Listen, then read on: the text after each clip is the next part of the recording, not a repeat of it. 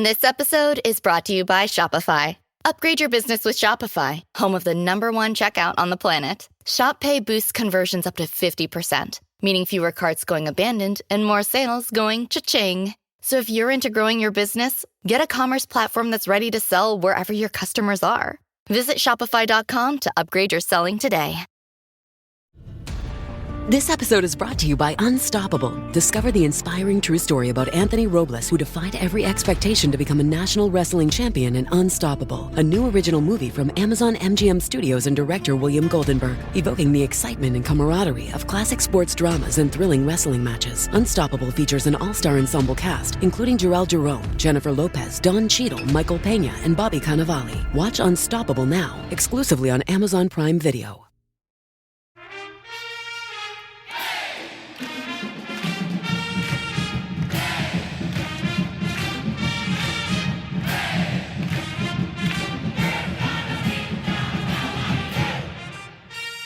Hi there, Duke fans. Episode 83 of DBR Bites, the Duke Basketball Roundup. I'm Jason Evans. Donald Wine could not join me today. He is busy catching planes to different places, all the other kind of jazz. But I've got a special guest for you. I teased this on the last episode. I am joined right now by Joe Jasper. Now, you're probably saying to yourself, who? I would be. Exactly. No offense, Joe. A lot of people will be like, who? But believe me, Joe has an impact on Duke games and the Duke program. He is the official scorer. He's the dude who sits on the front row in Cameron and marks down every time Cooper Flagg gets an assist, every time Khaman Malawach gets a block, every time anything happens in the game. Joe is the guy who's responsible for recording it. Joe Jasper, welcome to the DBR Podcast. Thank you for having me. I appreciate it. Hopefully we can clear the air on how many blocks Malawach has in a game sometimes. Exactly. By the way, I've stood right behind Joe on a couple of occasions, and his fingers are moving very fast. Tell folks exactly how this is done, how you score everything that's going on in a basketball game. Well, it's actually not just me. There's three of us. I am the primary statistics inputter. I have a primary caller, spotter, and we have a secondary spotter. And as the game's going, the program we use, it's called NCAA Live Stats by Genius. And it's when it happens, we record it on a touch screen that looks like the basketball court, and there's just a flow to everything we do, and we get everything put in. And so really quick, so you say you have two spotters essentially, because I was going to say one of my big questions would be like, there are plays where it's like a rebound and a tip and then a guy, like I can't imagine keeping up with it while looking at a screen, but it's that you have people who can say to you that. Yeah. So I actually, if the play goes down to one end, I can see the initial start of the play. Once the ball goes up, I'm not even looking anymore. So it's all up to my spotters, my caller. I've been with him since 2020. Mm-hmm. The 2019-2020 season was the first one with him. And we've been working it together. We've got a secondary guy that's there because refs get in the way, coaches get in the way, players get in the way. Yeah. Get in the way. And we're constantly, do you think that was that or this, that or the other? And once I'm heads down putting it in, I'm just going by what I hear. So I know what I've got to do, and then I look up and then make sure, okay, I got it right. Okay, we're good. And we, for the most part, it's become a fluid system. I've been told in the past that whenever they've had to make changes to the stats, it's usually away games. They never have to make any changes to ours. We usually get it on the first call. Yeah, I was going to ask about that. Is there like a video review? Is there something that happens after the game to potentially make corrections or alterations? Nothing official that I'm aware of. I know sometimes, there was one game this year where we were sitting at the table and we had recorded a block shot for Sion James. And since I don't really get to watch half the game while I'm at the game, believe it or not, I watched the replay. the next day, and I texted my spotter, and I was like, you know what, we got that wrong, but it was because we couldn't see Sion's just a big guy, so he Yeah. blocked out Cooper, as did the net. And then when I was watching the replay and I saw the different angle, I said, we got to change that. We got to give that to the right person because we want to get it right. That's the whole thing. I mean, we're talking about it. We'll even, and the reason why we don't generally have anything come up after a game, and it changed after the fact, is during the game, we're sitting right next to the instant replay. And if the officials aren't using it, we'll write down and say, hey, can we go look at this just to make sure we get an assist right, make sure we get a block right. Was there a block at all? Should there have been an assist? That kind of thing. So how many shots were on there? Who got the tip? That kind of stuff. Now there are basketball NCAA official descriptions, I guess, or definitions of, like, what's an assist, what's not an assist, what's a block, what's not. Like if a guy just barely tips a ball, does that count as a block? If a guy passes it to someone and he takes a couple dribbles, does that count as an assist? How do you make all that work? Some of that is, to be fair, some of it is subjective. Yeah, so it's more art than than yes, exact. Yeah. but yes, it really is. I mean, there are some places some other schools where there might be stingy on assists or blocks or something. Some others might be incredibly generous, and it's almost like a hockey assist. Not that you can give those; you can only give one per basket. Right. Because we would love to, because there's been so many this year where it's, comes out and it's just the extra pass and boom, and you're like, oh, well, that should have been, if we could have done that. Right. But it's subjective. There is an official NCAA statistician's manual.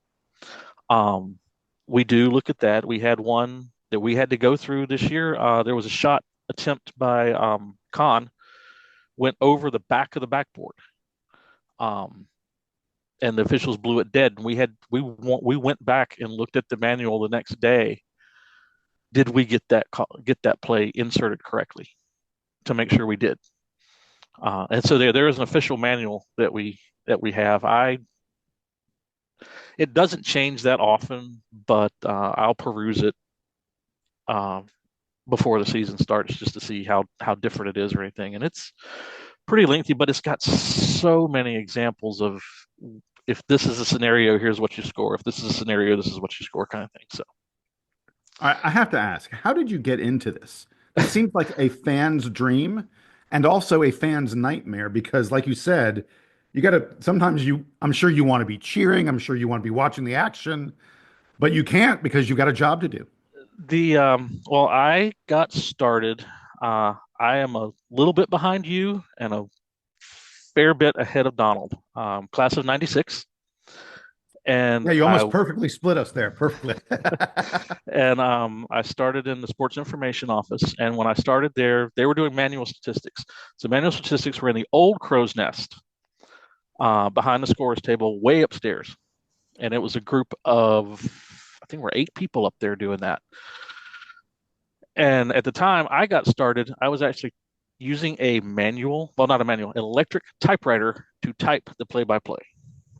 Oh, come on. You couldn't possibly keep up. I had jobs in a newspaper, so I was doing typesetting in a newspaper, so I could type without having to hunt and peck. My very first game doing that, we were playing Billy Tubbs in Oklahoma. Fast game for people who don't remember. Yeah. Yeah, exactly. Billy Tubbs in Oklahoma. We were going up and down the court. So we did that for a couple of years. And then my senior year,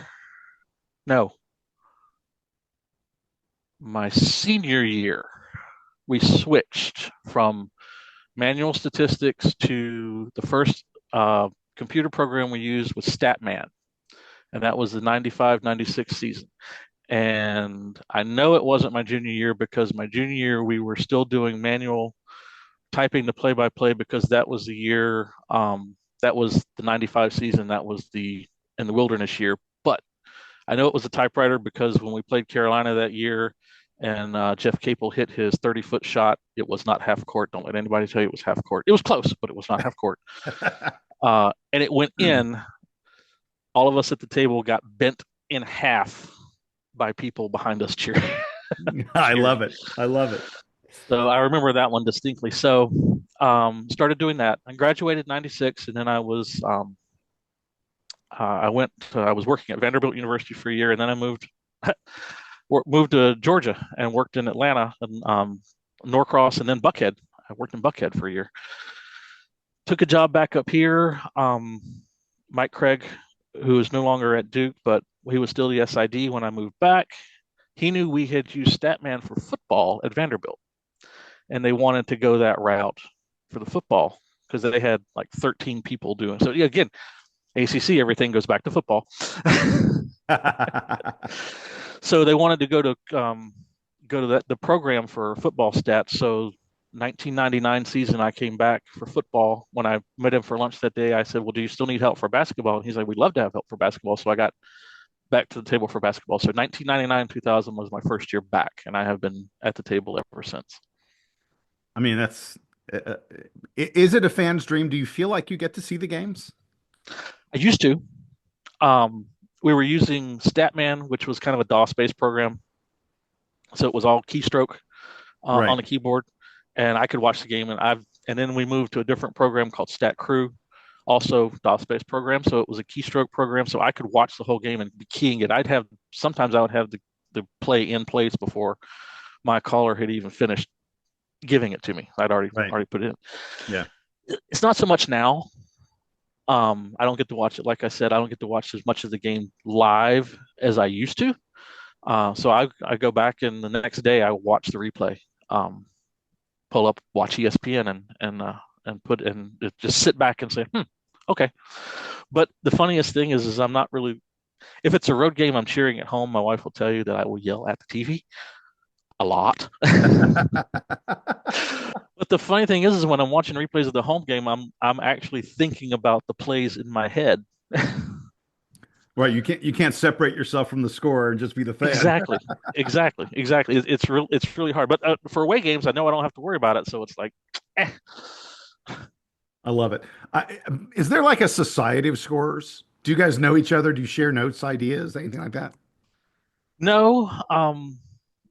Like I don't know who does the other schools. I know who does Wake Forest because they've had us, me and my spotter and Wake Forest crew work a couple of ACC tournaments. So I know them, but that's really it. I don't know who does it where. I know when we first switched to the new program, the live stats, the funniest thing was, or at least I got a kick out of it. There were 15 conference schools, and all but 3 of them used it at the start of the season. By the time the tournament rolled around, only 3 were using it. Really? Well, it was a pilot year. It was said you could use it if you want, but we're not going to force you to use it. But it was people to try to get adjusted to it. Right. And that first year was 2018, 2019. So it was Zion year. It was the year we switched over to it. And I remember we had video practices, try to get used to it before the season started. We sat in on live scrimmages in Cameron to try to get used to it. We did the exhibition games, and the blue-white game where we were kind of the backup, and they still had Stat Crew. But by the end of the second exhibition game, I told the basketball SID, I was like, if you want to go to it, we're good.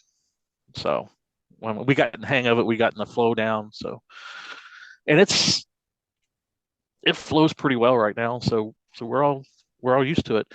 The biggest change, I would say, for the first 21 years, even in Cameron, no headsets. Like they didn't allow you to, or they just didn't have them set up? We didn't have them. We just didn't have them. And then, ironically, the first year we had headsets was that COVID year when nobody was in the gym. The reason why is we were in what we called at the time the penalty box, because it was that big plexiglass box around the scorer's table. Oh yeah, I remember. Yeah. And we were all too far away, so they didn't want us yelling at each other to call it out, so they gave us headsets, and we've kept them. And then last year was the first year I had switched ends of the table, so we were at the visitors bench end of the scorer's table up until last season.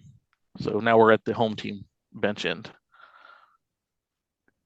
So I have to ask, do you ever find yourself rooting for something statistical?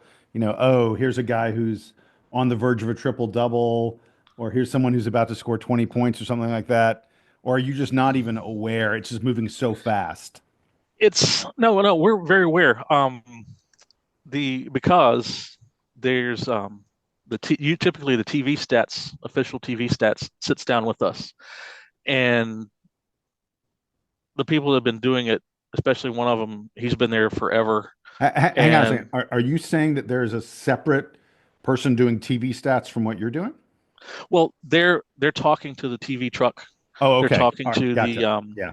So basically, they're making sure what the TV truck has, anything that they put up on a little graphics, as Right. far as the player stats or anything, that they're correct. So they're making sure they have all that correct, and they get that from us. Got it. Um, Okay. Before we had stat broadcast of any kind, I mean, he was sitting right next to me, and he was always asking me, this, that, and the other. So it's gotten into the point where I'm looking, seeing what they're having, so we make sure they know. Although he's been doing it for longer than I've been doing it, so they know. But we look at that. It was the last home game to take, for example. Cooper started off. He had like 5 assists in the first 8 minutes, and we're like, all right, can we get to the triple double tonight or not? Just things like that. So we are looking at that. We're not trying to make it happen. If it doesn't happen, it doesn't happen. Right. The best one I can remember, Sheldon Williams was playing, and he had double-digit points and rebounds, and he had 9 blocks. And I'm leaving the game, and Bob Harris, God bless him, went down to the locker room, and Sheldon was the player of the game. And he said to him, well, they only credited you with 9 blocks, but I thought you had 11 or 12 at least. So the very next game, I go up to Mr. Harris. I was like, Bob, he is so much bigger than me. You cannot throw me under the bus like that. I love it. Because we want to get it right. We're not doing it to pad stats. We want it. It needs to be as accurate as possible, because of course, yeah, it's everything we do becomes a historical point. So we've got to get it as close to right as possible. So yeah, while we look for those, we're on the lookout for that kind of thing. Did you go back and rewatch the game to be like, is there one more I could give Sheldon in here? Is that one? At that time, no, because there wasn't such a thing. This was way back, so there wasn't really a Watch ESPN app where you could go to. Right. That's go true. do that. So, but we keep an eye on those things, because we can see up on the board. We feed the stats that go up on the scoreboard. Sure. So we can see points and rebounds, and we can say, okay, if they're having a really good game, we can say, okay, he's got 8 boards. Let's see if he's going to get the others. We're not going to give them. We don't give anything. But you're wondering, yeah. But we're looking for it. We're wondering, and okay, is he going to get it? That kind of thing. And then, when there's 4 minutes left and he still hasn't gotten close, and they come out, and like, not going to happen tonight. All right, we're going to take a quick break, folks. On the other side, Joe Jasper, the official scorer, gives us his opinion of this year's Duke Blue Devil team. Stick around.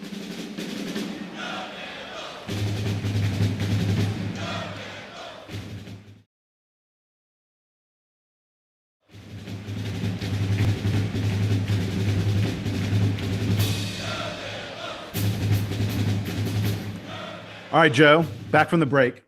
I got to ask you, let's get a little bit into the fan who gets to sit courtside for every game. What is your assessment of this Duke team so far this year? You've obviously been watching Duke basketball games, as close as anyone out there for decades. Where do these guys fall? What do you think about their chances? Well, I'm not a coach, so I can't dissect it like that. But I really enjoy the ball movement. I see that there's a lot of good ball movement. There's a lot of unselfishness, and it's not I need to get my points. It's this is the shot that's going to help us win. These are the plays that are going to help us win. I see a lot of the things going back to like the early 2000s. There's a lot of that on this team. Not necessarily like the 2001 team, which was just incredible, but there's so much diving on the floor. There's so much going for the loose ball. The effort is just there. It's incredible. Every play, and they've. I don't see anybody taking a play off, and that keeps the ceiling so high because of that. Because they never take a play off, and the fact that people have said, defense travels. You can have an off shooting night, but defense travel. The defense is there. I mean, they get hands all over the place. So as long as they can keep doing that, I don't see there's really no ceiling, and therefore no roof. So, But wait, I mean, do you feel this way like every year? I mean, it sounds very, very optimistic, or do you sense something different? I felt this. You get that feeling that there's some really good players every year. I honestly thought the Zion year we were going to go because that was just the pure athleticism on that team was, but it had a flaw. There was no outside shooting on that team. Yeah, you're not alone in thinking that team is going to win it all. Yeah. You didn't have much outside shooting to offset packing it into the paint and everything. But I see this as a very well-rounded team. Everybody wants to be there. Everybody's happy for everybody, and it's a very. I mean, you see it. I see it on the bench. I look down at the bench, and they're all cheering for everybody.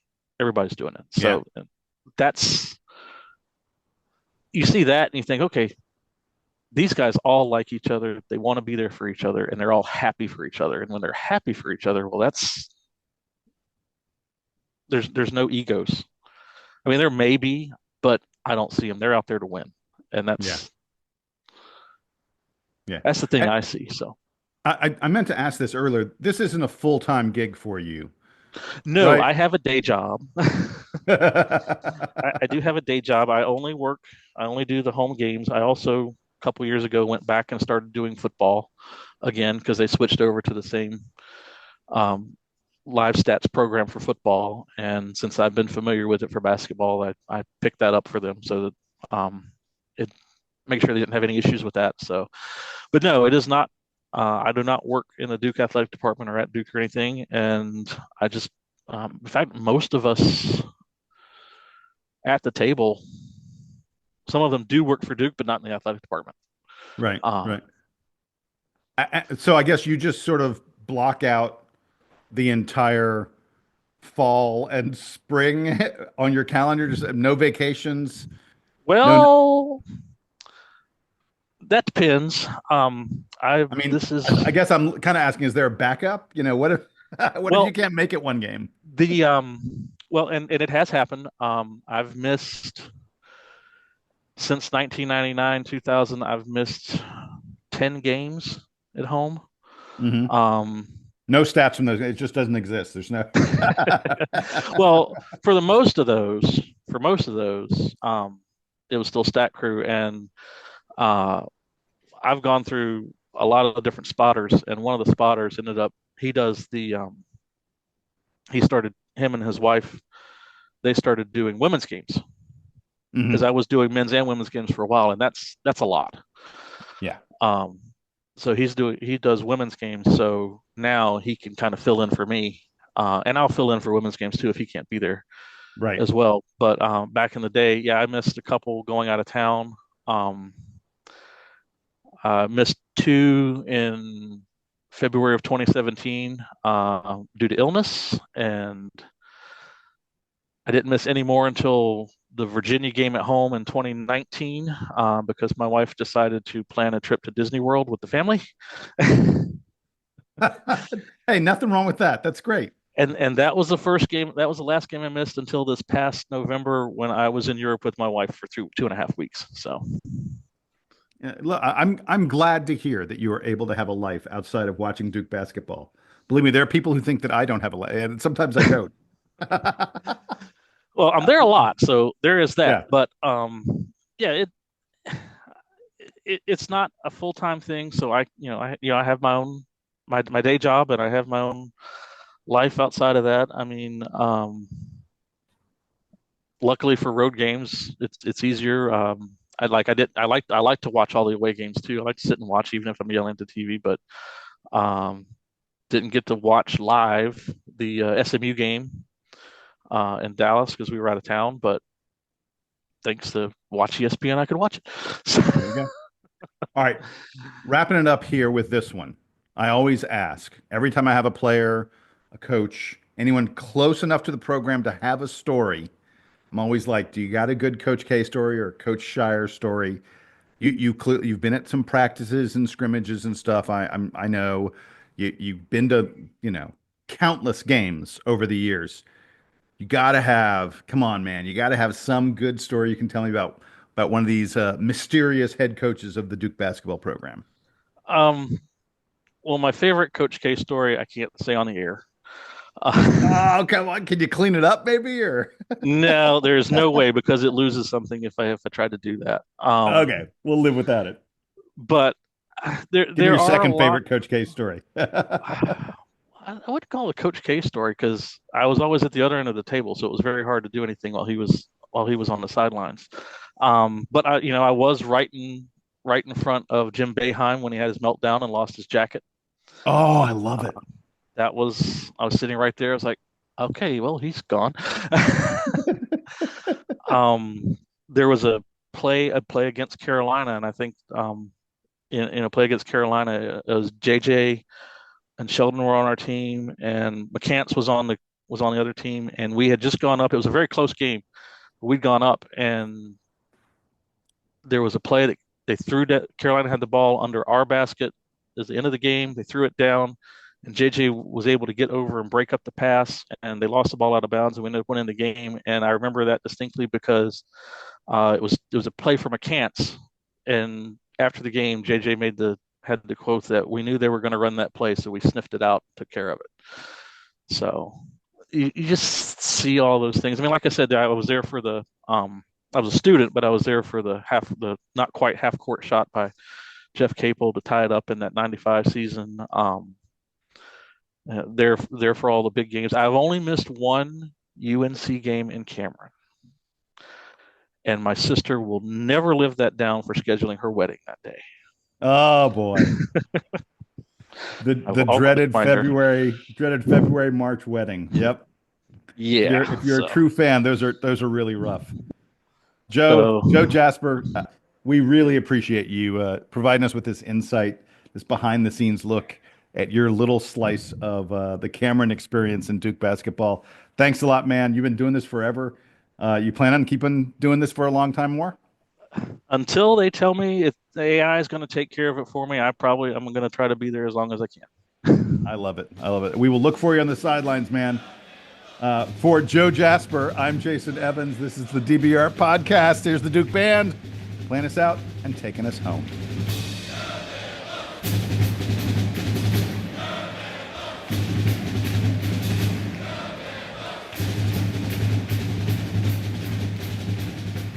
Hey there, Duke fans. Welcome to episode... Wow. I've never flubbed it that quickly. That was unbelievable. Hey there, Duke fans. Welcome to episode 53. Goodness gracious. 83. Oh, can you tell I'm tired? I've been up since 5 a.m. Wow. Oh, my gosh. I've been up since 5:30. Just sending a consolation.